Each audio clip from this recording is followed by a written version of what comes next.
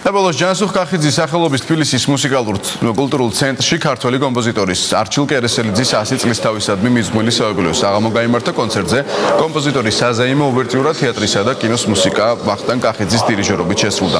საღამო თბილისის მერის კულტურული ღონისძიების ცენტრისა და საქართველოს კულტურისა და ძეგლთა დაცვის სამინისტროს მხარდაჭერით გაიმართა.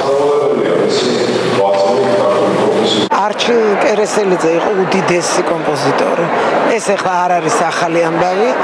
მე პირადად ჩემთვის და ჩემი ოჯახისთვის ის არის ძალიან ძვირფასი, იმიტომ რომ სიკოდოლიძის და მისი ერთობლივი ნამუშევარი და არ მეშინია ვთქვა შედევრი კინოფილმი ფატიმა შექმნეს ერთად. რომ არა არჩილ კერესელიძის მუსიკა რა თქმა უნდა როგორც ყოველთვის ფილმებში ასეთი ეს ფილმი არ იქნებოდა. ამ დარბაზში ყოველთვის არის ჩვეულებრივი აურა, ყოველთვის შესაბამისი პროგრამაა წარდგენილი მაყურებლის წინაშე და დღესაც არ იქნება გამონაკლისი, იმიტომ რომ არჩილ კერესელიძის მუსიკა ეს ერთის მუსიკაა, რაც ძალიან უყვარს და ერთდროულად ძალიან ენატრება ქართველ მსმენელს. დიდი ქართველი კომპოზიტორის არჩილ კერესელიძის შემოქმედებამ ძალიან დიდი როლი ითამაშა ქართული სამუსიკო ხელოვნების განვითარებაში.